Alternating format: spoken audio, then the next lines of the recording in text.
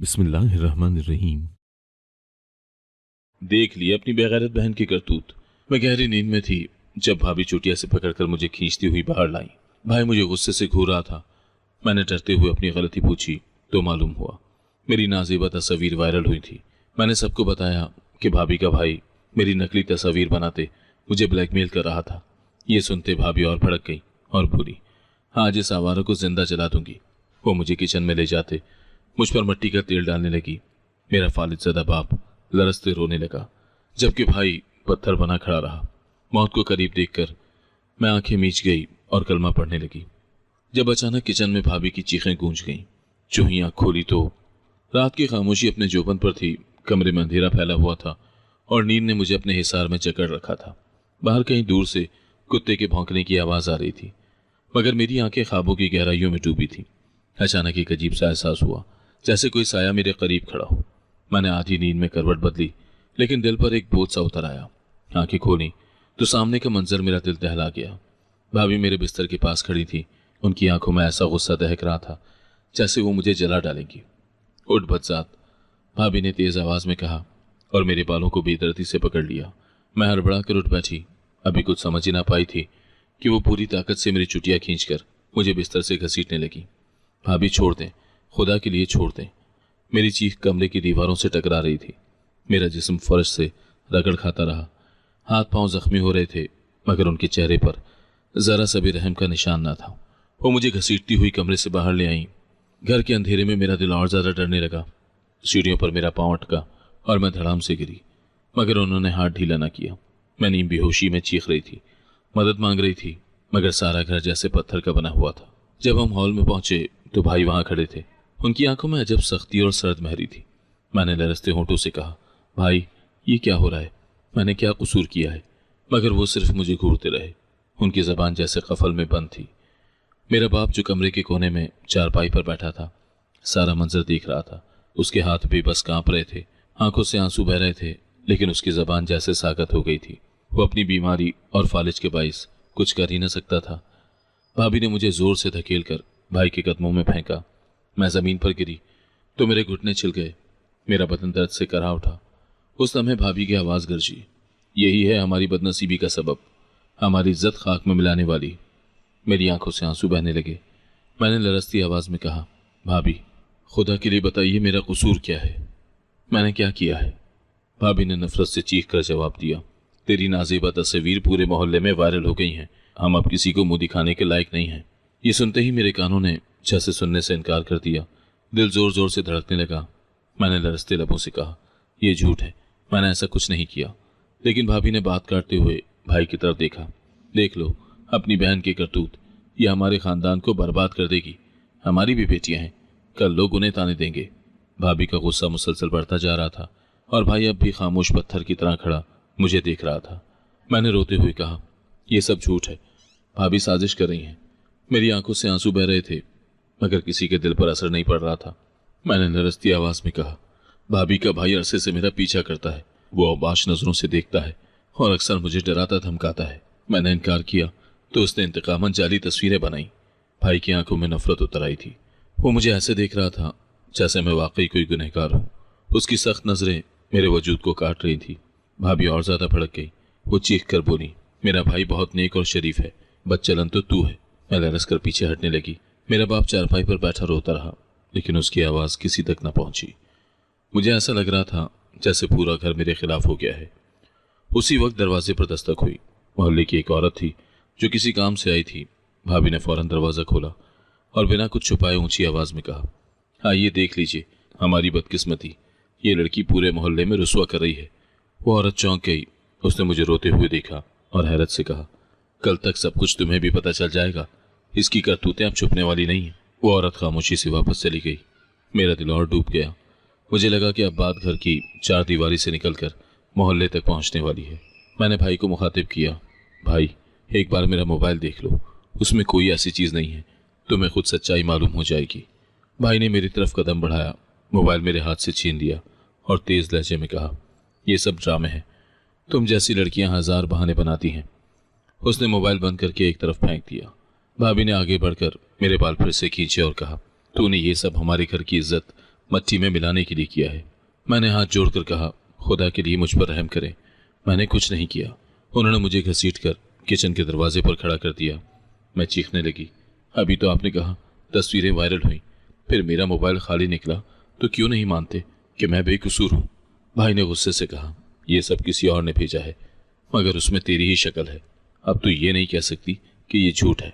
मैंने फौरन कहा, ये जाली तस्वीरें हैं, आप चाहें तो माहिरीन को दिखा लें, सब कुछ साफ हो जाएगा। भाभी तंजिया हंसने लगी, कौन सा माहिर, कौन सा सबूत? लोग तो यही कहेंगे हम सब मिले हुए हैं। इज्जत गई तो गई। उनकी आवाज़ में ऐसी तलखी थी कि मेरा दिल दहल गया। किचन से तेज बू आ रही थी, शायद रात के खाने के बर्तन अभी धुले न थे। उन्होंने अलमारी खोली और पुरानी बोतलें एक एक करके बाहर फेंकने लगी। मैंने घबरा कर कहा, आप क्या करने लगी हैं? मगर वो रुकने वाली नहीं थी। भाई खामोशी से ये सब देख रहा था, उसके चेहरे पर कोई तासुर न था। मेरे कानों ने एक और आवाज़ सुनी। बाहर सहन में बच्चे खेल रहे थे। एक लम्हे के लिए मेरी नज़र भाभी की 2 बेटियों पर पड़ी। वो मुझे देखकर हैरत से खड़ी थी। मैंने लरसते हुए कहा, इनके सामने मुझे बदनाम न करें। मगर भाभी ने उल्टा उनकी तरफ इशारा किया और कहा, देखो अपनी पप्पो को, यह है इज्जत के नाम पर बदनुमा दाग। दोनों बच्चियां खौफजदा होकर अंदर भाग गईं। मेरे अंदर से चीख निकल गई, भाई तुम्हें मेरी माँ याद नहीं? वो भी इस किचन में जलकर मरी थी, क्या आप मुझे भी इस तरह मार डालोगे? भाई के चेहरे पर लम्हा भर को लर्जिश आई, लेकिन फौरन उसने नजरें फेर ली। उसकी खामोशी मेरा गला दबा रही थी। अचानक बिजली चली गई, घर अंधेरे में डूब गया। मैंने मौका पाते ही भागने की कोशिश की, मगर भाभी ने मेरा हाथ पकड़ लिया। कहाँ भागती है, आज तुझे इबरत का निशान बनाकर छोड़ूंगी। अंधेरे में उनकी आवाज़ और भी खौफनाक लग रही थी। मैंने जोर से हाथ छुड़वाया और भागकर दरवाजे की तरफ दौड़ी, लेकिन दरवाज़ा बाहर से बंद था। मेरी चीखें सहन में गूंजने लगी। मोहल्ले में कोई शोर सुन भी लेता तो कौन मेरी बात पर यकीन करता? सब यही कहते कि मैंने वाकई कोई गलती की है। भाई ने सख्त लहजे में कहा, बस कर ये तमाशा, हमारी इज्जत खाक में मिल गई है, अब चुपचाप वही करो जो हम कहें। मैं हाँफते हुए रुक गई, मेरी सांसें बेतरतीब थी।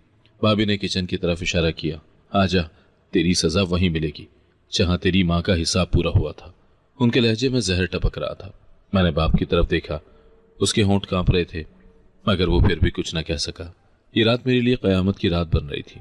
अंधेरे में कैद, अपने ही घर में दुश्मनों के बीच, और सबसे बढ़कर भाई की खामोशी। ये सब मिलकर मुझे अंदर से तोड़ रहे थे। मेरी आंखों के सामने अब आने वाले वाक़यात का एक साया सा उभरने लगा था। भाभी ने मेरा बाजू मोड़ा और बालों से पकड़कर किचन की तरफ घसीटने लगी। मैं लड़खड़ाती रही, कदम फर्श पर घसीटते रहे, मगर उनके हाथों में ऐसी सख्ती थी कि मैं छुड़ाने के बावजूद निकल न सकी। किचन के दरवाजे तक पहुंचते पहुंचते मेरे कपड़े उधड़ने लगे थे। अंदर घुसते ही उन्होंने मुझे जोर से दीवार से टकरा दिया। मेरी चीखें दीवारों से टकराकर गुम हो जाती थी। घर में अंधेरा फैला था, मगर किचन में पुरानी लालटेन चल रही थी, जिसकी रोशनी में सब कुछ साफ दिखाई दे रहा था। मैंने लरसती हुई आवाज में बाप को पुकारा, अब्बू मुझे बचा लें। मगर वो चारपाई पर बैठे कोने में लरसते आंसू बहा रहे थे। उनकी जबान पर जैसे ताला लगा था। वो अपनी माजूरी की बाइस उठ भी ना सके। भाई दरवाजे पर खड़ा सब देख रहा था। उसका चेहरा पत्थर की तरह बेजान था। मैंने चीख कर कहा, भाई कुछ तो कहो, लेकिन उसने नजरें फेर ली। भाभी ने अलमारी के नीचे रखी पुरानी बोतल निकाली। वो कैरोसिन का डब्बा था। उसकी भारी बू कमरे में फैल गई, मेरे नाक के रास्ते से अंदर घुस गई और मेरा दम घुटने लगा। उन्होंने ढक्कन खोला और मुझे घूरते हुए कहा, आज तेरा खेल खत्म होगा। उन्होंने बोतल का रुख मेरी तरफ किया और तेज झटके से तेल मेरे कपड़ों पर फेंकने लगी। ठंडे माए की बूंदें जिस्म से टकराई तो मेरा पूरा वजूद दहल कर रह गया। मैं दीवार के साथ टिक गई, हाथ जोड़कर कहने लगी, खुदा के लिए रुक जाइए, मैंने कुछ नहीं किया। भाभी तंजिया हंसी, तेरे जैसी लड़कियां यही कहती हैं, लेकिन मैं तुझे छोड़ने वाली नहीं।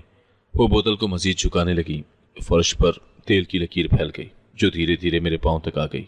मैंने हिचकियों के साथ कलमा पढ़ना शुरू कर दिया। जबान कांप रही थी, सांस उलझ रही थी। उस समय मुझे अपनी माँ याद आ गई, जो बरसों पहले इसी किचन में आग का लुकमा बनी थी। उनके जलने की आवाज़ें जैसे अभी कानों में गूंज रही थी। इसी दौरान भाभी ने चूल्हे की तरफ हाथ बढ़ाया। पुराने चूल्हे में अभी राख पड़ी थी और उसके करीब लकड़ियां रखी थी। उन्होंने तीली ढूंढने के लिए दराज खोली और माचिस का डब्बा निकाला। अब देखती हूँ कैसे कोई तुझे बचाता है। उनके होठों पर सफाक मुस्कुराहट थी। मेरा दिल धड़क धड़क कर हलक में आ गया। मैं जमीन पर गिरकर उनके कदमों में रोने लगी। भाभी आपकी भी बेटियां हैं, सोचिए अगर उन पर ऐसा वक्त आ जाए तो। लेकिन उन्होंने मेरे हाथ झटक दिए। उस लम्हे खिड़की के बाहर से बिल्ली के कूदने की आवाज़ आई। भाभी चौंक कर पलटी और लम्हा भर कर रुक गई। मैंने मौका पाते ही दरवाजे की तरफ दौड़ लगाई, मगर भाभी ने आगे बढ़कर मेरा रास्ता रोक दिया। वापस जा, ये ड्रामे मुझ पर मत चला। मेरी टांगें कांप रही थी। मैं किचन के बीचों बीच खड़ी थी। चारों तरफ तेल फैल चुका था। लालटेन की झिलमिल रोशनी में वो सब मंजर ऐसा लग रहा था जैसे मौत मेरे गिर्द नाच रही हो। भाभी ने माचिस जलाने के लिए हाथ बढ़ाया। मैंने बुलंद आवाज में कलमा पढ़ा और आंखें बंद कर ली। उस लम्हे मुझे लगा मेरा दम निकलने वाला है। अंदर और बाहर सब खामोश थे, सिर्फ मेरी हिचकियां और भाभी के चीखने जैसी आवाज गूंज रही थी। मौत मेरी आंखों के सामने खड़ी थी और मैं उसके इंतजार में खड़ी लरस रही थी। भाभी तीली लगाने ही वाली थी कि अचानक किचन में उनकी अपनी चीखें गूंज उठी। मैंने लरसते हुए आंखें खोली तो मंजर ने मेरे हवास गुम कर दिए। उनका पांव फिसल गया था और वो जमीन पर गिर चुकी थी। केरोसिन का डब्बा बिल्ली से नीचे गिर गया था। सारा तेल फर्श पर फैल गया। वो इसी तेल में लथपथ पड़ी थी और कांप रही थी। भाई दौड़कर उन्हें उठाने पहुंचा। मुझे लगा अभी शोले भड़क उठेंगे। मैं खौफजदा होकर अपने बाप के पास भाग गई। मेरा वजूद पसीने में डूबा हुआ था। दिल धड़क रहा था जैसे सीना फाड़ देगा। भाभी की चीखों ने पूरे घर का सकूत तोड़ दिया। मेरा भाई भी बौखला गया। उस लम्हे मौत के साए से मेरा बचना मौजज़ा था। भाई ने जल्दी से फर्श पर गिरा हुआ डब्बा सीधा किया और खिड़की खोल दी ताकि बू कुछ कम हो सके। कमरे में केरोसिन की तेज महक फैली हुई थी और जरा सी चिंगारी सब कुछ भस्म कर सकती थी। भाभी जमीन पर बैठी अपने पांव को पकड़कर रोने लगी। उनके टखने पर सूजन उभर आई थी और वह बार बार करहा रही थी। मैं कोने में बाप के करीब खड़ी सब देख रही थी। बाप ने लरसती आवाज में कहा, बस करो, खुदा का खौफ करो, ये सब बंद करो। लेकिन उसकी आवाज इतनी मध्यम थी कि भाई और भाभी पर असर न कर सकी। भाई ने भाभी को सहारा देकर कुर्सी पर बिठाया। वो बार बार कह रही थी, मेरा पाँव टूट गया है। भाई परेशानी में उनके इर्द गिर्द घूम रहा था। खामोश रहो, अभी देखते हैं, अगर ज्यादा मसला है तो अस्पताल ले जाएंगे। मैं दरवाजे के करीब जाकर खड़ी हुई। सोच रही थी कि शायद अब कोई मौका मिले और मैं बाहर भाग जाऊं, लेकिन दरवाज़ा अब भी बंद था। बाहर से शोर सुनाई दिया। शायद मोहल्ले के कुछ लोग बातें करते हुए गुजर रहे थे। मैंने पूरी ताकत से चीखने की कोशिश की, मगर भाई ने फौरन मेरी तरफ देखा और सख्त लहजे में कहा, अगर एक आवाज़ भी निकाली तो अंजाम याद रखना। भाभी का चेहरा पसीने में भीग गया था। उनके हाथ तेल से तर थे और वो खुद को संभालने के बजाय मुझ पर गुस्से से घूर रही थी। ये सब तेरे मनहूस होने की वजह से हुआ है। अगर तू ना होती तो आज ये ना होता। भाई ने उनके पाँव को हाथ लगाया तो भाभी ने जोर से चीख मारी, हड्डी टूट गई है, अस्पताल जाना होगा। उसने मुझे देखकर कहा, अंदर जाकर खामोश बैठ जा, जब तक हम वापस ना आए घर से बाहर निकलने की हिम्मत न करना। मैंने डरी हुई आवाज में कहा, मैंने कुछ नहीं किया, खुदा के वास्ते मुझ पर जुल्म मत करें। भाई ने हाथ के इशारे से मुझे खामोश करा दिया और भाभी को सहारा देकर सहन की तरफ ले गया। उसकी दोनों बेटियां भी दरवाजे के पीछे खड़ी रो रही थीं। एक ने बाप की तरफ देखा और कहा, अब्बू, अम्मी को कुछ हो गया है। लेकिन बाप सिर्फ सर झुकाए रोने लगा। मैंने खिड़की से झांका। भाई ने करीबी रक्षे वाले को आवाज दी और भाभी को सहारा देकर उसमें बिठाया। दोनों बच्चियां भी साथ हो गईं। रक्षा चल पड़ा और घर सुनसान सा हो गया। मैं और मेरा बाप अकेले रह गए। मैं उसके करीब जाकर बैठ गई। उसकी आंखों में नमी थी, लब कांप रहे थे। बेटी, मेरी जबान मेरा साथ नहीं देती, वरना मैं तेरे लिए लड़ता। मैंने उनके हाथ थाम लिए और कहा, अब्बू, आप फिक्र न करें, शायद ये सब खुदा की मर्जी थी कि मैं बच गई। रात का वक्त और ज्यादा खौफनाक हो गया था। घर में तेल की बू अभी तक फैली हुई थी। मैंने कपड़े बदले, नहाई, झाड़ू लाकर फर्श साफ करने की कोशिश की ताकि कहीं चिंगारी न लग जाए। हर जगह फिसलन हो रही थी। मैं कई बार गिरने से बची। मैंने चुपचाप किचन के बर्तन धोए, लकड़ियां एक तरफ रखी और लालटेन बुझा दी ताकि कोई हादसा न हो। हर काम करते हुए मेरा दिल कांपता रहा, लेकिन दिमाग में एक बात आ रही थी, अगर भाभी गिर न जाती तो आज मेरा अंजाम कुछ और होता। घर के बाहर कुत्ते भौंक रहे थे और कभी कभार किसी गुजरने वाले की आहट सुनाई देती थी। मैंने सोचा शायद मौका है कि मैं दरवाज़ा खोलकर निकल जाऊं, लेकिन जैसे ही कुंडी छुई मुझे याद आया, भाई ने कहा था अगर बाहर निकली तो अंजाम बुरा होगा। मेरे कदम रुक गए। रात भर मैंने जाग कर गुजारी। बाप भी जाग रहा था। कभी वो मुझे देखते और कभी छत की तरफ नजरें उठा लेते। उनकी खामोशी मेरे लिए और बड़ा अजाब थी। भाभी के पाँव की हड्डी टूट गई थी। भाई उन्हें अस्पताल ले गया और सुबह तक वो वापस लौटे। भाभी के पांव पर मोटी पट्टी बंधी थी। डॉक्टर ने सख्ती से कहा था कि 6 हफ्ते का मुकम्मल बेड रेस्ट करना होगा। ये सुनते ही घर के सारे काम अचानक मेरे सर पर आन पड़े। मैंने एक लम्हे को सोचा कि शायद अब वो कुछ दिन तक मुझे सताने की काबिल न होगी, मगर साथ ही दिल के अंदर एक अनजाना खौफ भी था, जैसे ये खामोशी किसी तूफान का पेश खैमा हो। सुबह सवेरे मोहल्ले की 2 औरतें तीमारदारी के बहाने आईं। उन्होंने भाभी को चारपाई पर लेटा देखा और हैरत से कहा, अरे ये क्या हो गया, कल रात तो सब ठीक था। भाभी ने मुख्तसर जवाब दिया, पाँव फिसल गया था। मगर भाभी ने फौरन मेरी तरफ इशारा करते हुए कहा, ये सब इस मनहूस की वजह से हुआ। मैंने नजर झुका दी। औरतों ने मुझे गौर से देखा और सरगोशी करते हुए वापस चली गई। मुझे अंदाजा था कि अब ये बातें पूरे मोहल्ले में फैलेंगी। मैंने किचन संभाला, सुबह का नाश्ता बनाया, बर्तन धोए, सहन में झाड़ू दिया, भाई अखबार पढ़ने बैठ गया और मेरे अब्बू अपनी खामोशी के खोल में छुपे रहे। मैंने भाभी के पास जाकर पानी दिया तो उसने सख्त लहजे में कहा, यह खिदमत दिखावा है, मैं जानती हूँ तेरी नीयत क्या है। मैं खामोशी से वापस पलट आई। दिन गुजरते गए। मैं दिन रात काम में लगी रही। कपड़े धोना, बच्चों को स्कूल भेजना, दवाई वक्त पर देना, सब मेरी जिम्मेदारी बन गया। कभी कभार भाभी मुझे हुक्म देती, ये दवा ले आ, ये कपड़ा बदल दे, ये काम अभी कर। मैं बिना कुछ कहे सब कुछ करती रही। दिल में सोचती थी कि शायद सब्र ही मेरा सहारा है। एक दिन भाई दफ्तर गया हुआ था। भाभी चारपाई पर नीम दराज थी और उनकी दोनों बेटियां खेल रही थी। मैं बर्तन धो रही थी कि अचानक भाभी ने मुझे आवाज़ दी, ये फाइल खुल क्यों नहीं रही। दिल एकदम दहल गया। मैंने कहा, मेरे पास वक्त नहीं है, आपकी बेटियां हैं ना, वो देख लें। भाभी ने गुस्से से कहा, इनको ये सब नहीं दिखाना। मैं घबरा कर वहाँ से हट गई। रात को जब सब सो गए तो मैंने सोचा कि अब कुछ करना ज़रूरी है। अगर ये तस्वीरें वाकई कहीं मौजूद हैं तो किसी न किसी दिन बाहर निकल ही आएंगी। मैंने अपनी पुरानी सहेली का नंबर ढूंढा और छुप कर उसे फ़ोन किया। आहिस्ता आवाज़ में कहा, मेरी मदद करो, मुझे किसी काबिल एतमाद आदमी की ज़रूरत है जो ये सब चेक करे। उसने फ़ौरन कहा, फिक्र न कर, मेरा भाई देख लेगा। उसने दिखावे के लिए कहा कि हम एक साथ मिलकर पढ़ रहे हैं। हम कमरे में बैठे थे और मैंने उसे सब कुछ बता दिया। वो सुनकर कांप गई और बोली, ये बहुत बड़ा जुर्म है, इसका सबूत इकट्ठा करना होगा। हमने तय किया कि जल्द ही उसका भाई साइबर क्राइम से माहिर से रब्ता करेगा। घर के हालात बदस्तूर कशीदा थे। भाई मुझसे बात करने से गुरेज करता। खाने की मेज़ पर वो सिर्फ भाभी से बात करता और मेरी तरफ देखता भी ना था। एक दिन मैंने हिम्मत करके कहा, भाई एक बार मेरी बात सुन लो। वो रुक गया और सख्त लहजे में बोला, मैं तुझे सुनना ही नहीं चाहता, अब बस अपने काम से काम रख। ये कहकर वो बाहर निकल गया।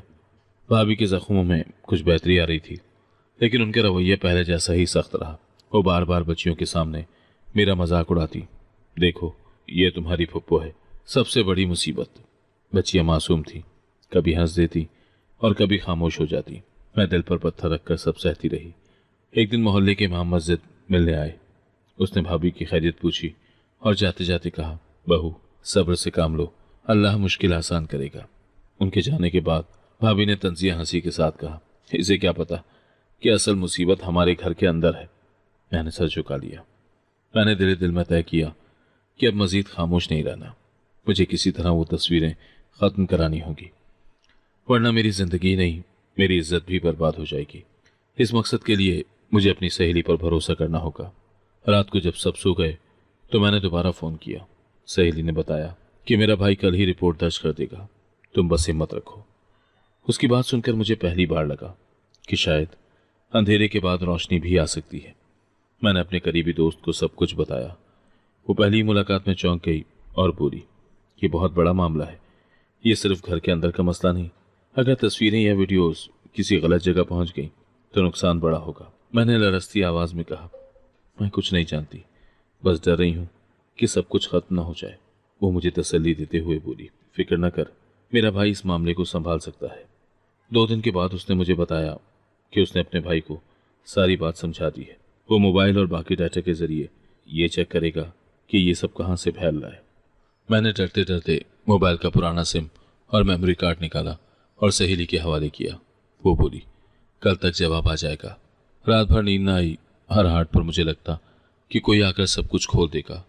अगली सुबह जब मैं बर्तन धो रही थी तो सहेली का फ़ोन आया।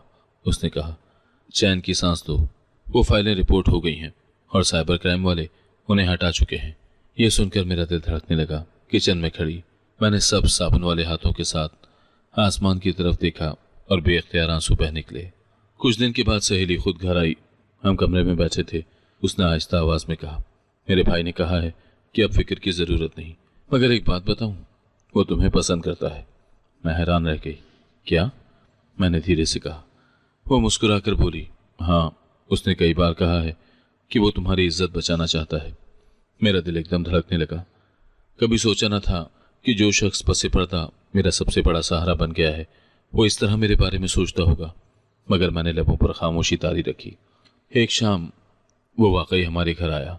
हाथ में मिठाई का डिब्बा था। सहन में दाखिल होते ही सब चौंक गए। उसने आकर सीधा मेरे बाप को सलाम किया।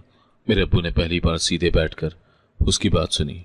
वो बोला, चाचा, मैं जानता हूं कि आपकी बेटी पर कड़ा वक्त आया है और मैं चाहता हूं कि इसका सहारा बनूं। मैं रिश्ता लेकर आया हूं। यह सुनकर कमरे में खामोशी छा गई। भाभी ने पलंग पर बैठे बैठे तलखी से कहा, यह क्या तमाशा है? हमसे पूछे बगैर फैसला होगा? मगर बाप ने पहली बार जबान खोली। वो कांपती आवाज में बोले, मैं अपनी बेटी को इस घर में मजीद नहीं चलने दूंगा। भाई ने हैरानी से कहा, अब्बू, आप ये क्या कह रहे हैं? बाप ने आंखों में नमी लिए जवाब दिया, जो मैं बरसों से ना कह सका, आज कह रहा हूं। ये बेटी है मेरी और इसके बारे में फैसला मैं करूंगा। भाभी गुस्से से बोली, हमारी भी 2 बेटियां हैं, जरा सोचें मोहल्ले में क्या बात फैलेगी। बाप ने सख्त लहजे में कहा, जो कुछ फैलना था वो तुम्हारी हरकतों की वजह से फैल चुका। अब मैं अपनी बेटी को बचाऊंगा। ये सुनकर मुझे लगा जैसे परसों के बाद मेरा बाप मेरी ढाल बन गया है। मेरी आंखों से बेअख्तियार आंसू निकले। चंद दिन के अंदर ही सब कुछ तय पा गया। सादा निकाह हुआ। मस्जिद के इमाम ने खुतबा पढ़ा। गवाहों के सामने रिश्ता पक्का हुआ। न कोई बड़ी तकरीब हुई, न शोर, बस चंद कलिमात और मेरी तकदीर बदल गई। निकाह के दिन मैंने सादा सफ़ेद दुपट्टा ओढ़ा।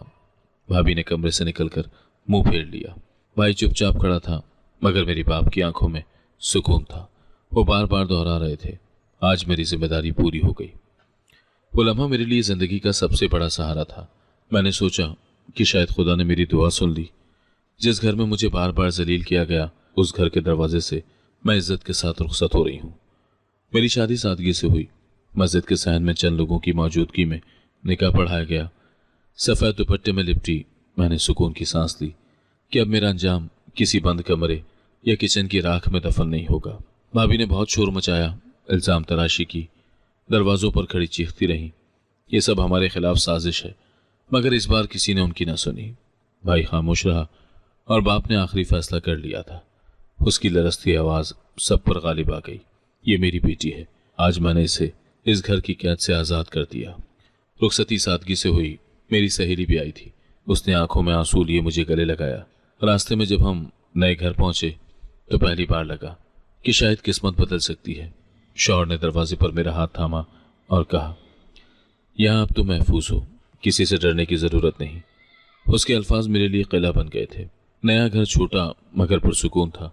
सहन में बीरी का दरख्त था जिसके नीचे चारपाई रखी हुई थी। दीवार पर परिंदों के घोंसले थे। मैंने सोचा कि जिंदगी अगर सादगी से भी गुजरे तो कोई दुख नहीं, बस सुकून चाहिए। मेरी सास ने मुझे प्यार से गले लगाया और कहा, बेटी, यहाँ सब कुछ तुम्हारे नाम से जुड़ा है, इज्जत से रहना यही काफ़ी है। उनकी नर्म आवाज़ ने दिल को छू लिया। पहले चंद दिनों में ही मैंने खाना पकाया। शौहर ने खुश होकर खाया। तुम्हारे हाथ के खाने में अजीब सा सुकून है। मैंने मुस्कुराकर कहा, यही तो मैं चाहती थी कि किसी को खुशी दूं, ना कि दुख। वो हंस पड़ा। ये लम्हा मेरे लिए नया था। घर में कभी किसी ने मेरी तारीफ नहीं की थी, लेकिन माजी की यादें बार बार कचूके लगाती थी। रात को जब सब सो जाते तो मैं किचन के दरवाजे के करीब जाकर ठिठक जाती। लालटेन की हल्की रोशनी देखकर वही मंजर याद आ जाता। भाभी का चीखना, तेल का डिब्बा, आग का खौफ। मैं सहम कर वापस कमरे में आ जाती। एक रात शौहर ने मेरा हाथ थामा और पूछा, क्या बात है, तुम अक्सर डरी डरी लगती हो? मैंने झिझकते हुए कहा, कुछ पुरानी यादें हैं जो पीछा नहीं छोड़ती। वो बोला, यादें वक्त के साथ मिट जाएंगी, बस खुद पर भरोसा करो और मजबूत रहो। सास ने एक दिन मुझे बाजार भेजा। मैंने पहली बार पर्दे में शौहर के साथ बाहर कदम रखा। बाजार में औरतें कपड़ों की दुकान पर खड़ी हंस रही थी।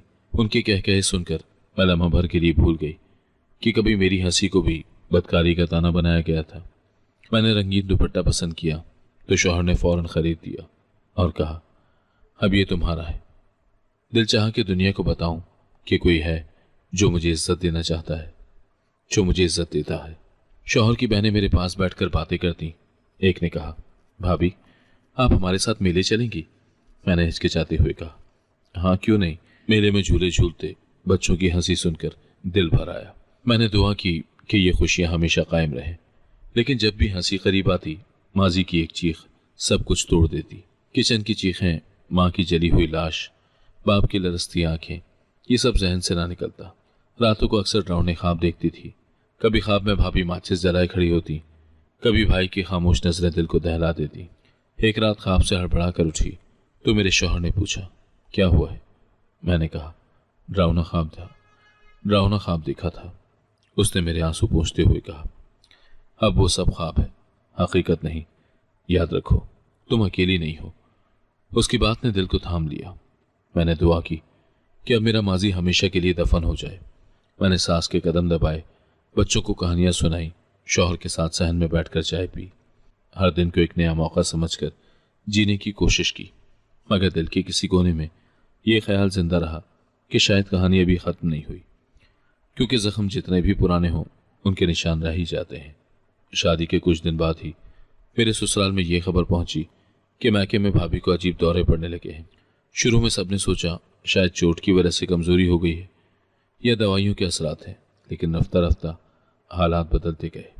रफ्ता रफ्ता हालात कुछ और रुख इख्तियार करने लगे।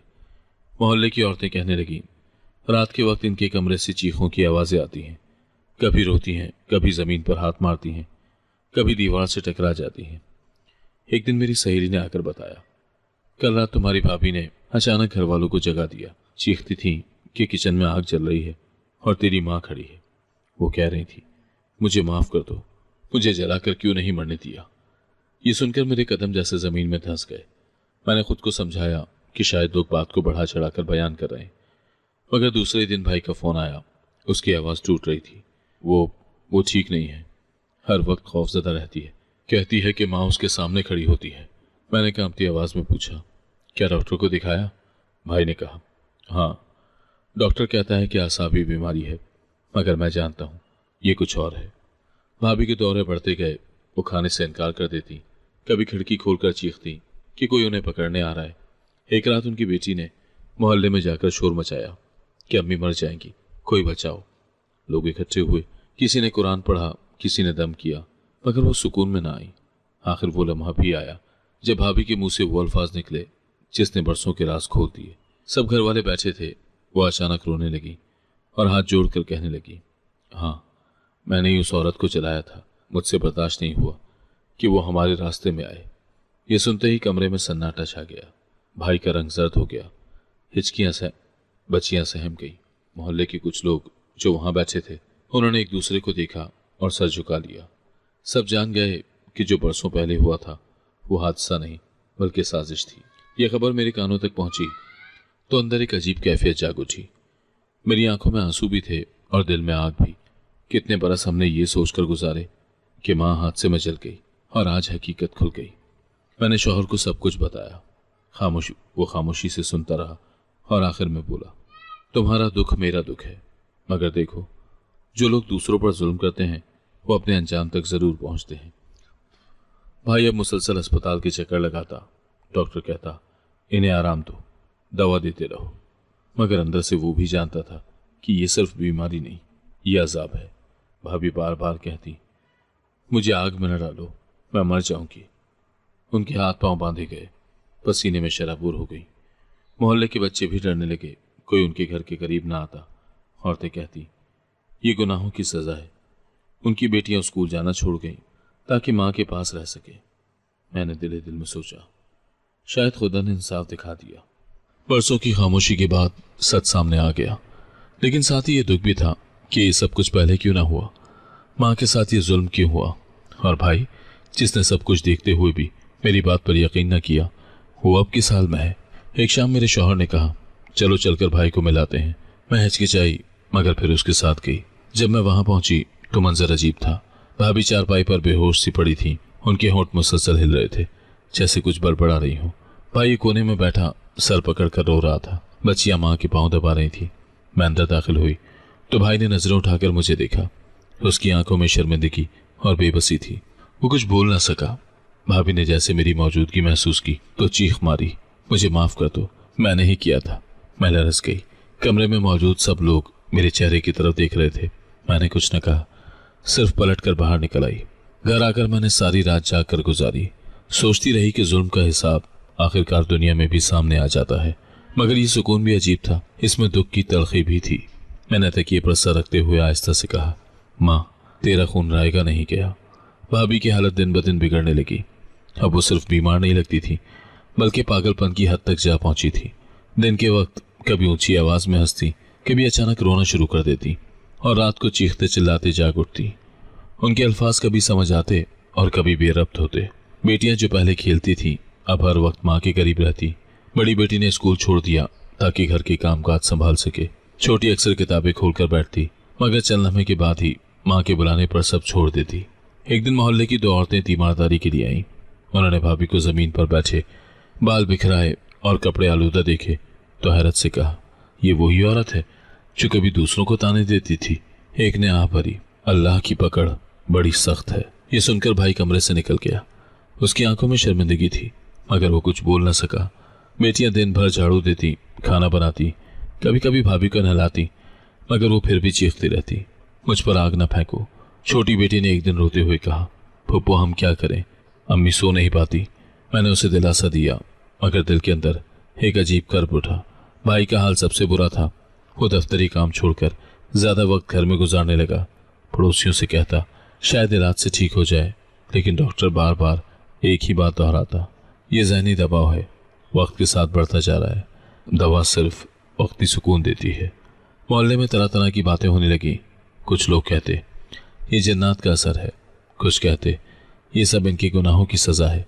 बच्चे उनके घर के करीब जाने से डरते। औरतें अपनी बेटियों को समझाती कि इस घर से दूर रहो। एक दिन जब मैं मैके गई तो मंजर अजीब था। भाभी सहन में उल्टी सीधी बातें कर रही थी। उनके हाथ में जला हुआ पुराना दुपट्टा था जिसे वो बार बार जमीन पर मारती और कहती, यही आग थी, यही आग थी। बेटियां रो रही थीं और भाई मुझे देखकर सिर्फ सर झुकाकर कमरे में चला गया। मैंने सोचा कि ये वही औरत है जो कल तक मुझे सबके सामने बदचलन कहती थी। आज वो खुद मोहल्ले में एक मिसाल बन गई है। एक पड़ोसन ने मुझे अलग ले जाकर कहा, बेटी तुम पर बहुत जुल्म हुआ था, लेकिन देखो कुदरत ने इंसाफ कर दिया। मैंने कोई जवाब न दिया। दिल चाह रहा था कि चीख चीख कर सब कहूं मगर जबान पर सुकूत था। भाई की खामोशी और टूटा हुआ वजूद मेरे सामने था। वो अपनी बीवी को देखता और आहें भरता। उसकी मोहब्बत अब बोझ बन चुकी थी। एक दिन उसने आहिस्ता आवाज में कहा, शायद मैं ही कसूरवार हूं। अगर मैंने उस वक्त तुम्हारी बात मान ली होती तो ये सब ना होता। उसकी आंखों में पछतावा था।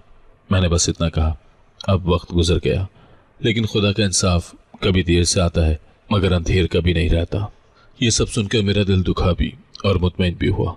दुख इसलिए कि वो औरत जिसने मेरी माँ को जलाया और मेरी जिंदगी को दोज़ख बनाने की कोशिश की, वो खुद अपनी ही जिंदगी की कैदी बन गई।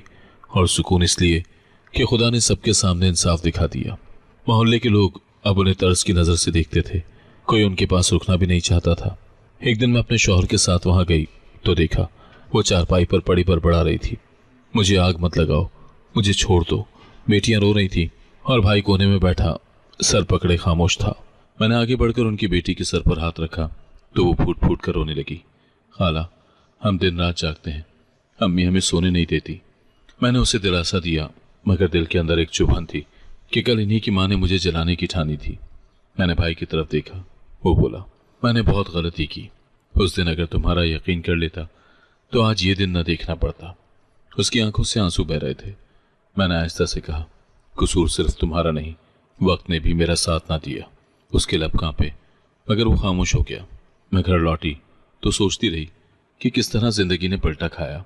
मैके में जो दिन रात जिल्लत सहती रही, आज अपने ससुराल में इज्जत से जी रही हूँ। शौहर ने एक दिन कहा, तुमने बहुत दुख झेले हैं मगर अब वक्त बदल गया है, तुम्हें बस अपने जख्मों को भरने देना होगा। मैंने जवाब दिया, जख्म शायद भर जाए लेकिन निशान रह जाते हैं। मेरी माँ की याद हमेशा दिल में ताज़ा रही।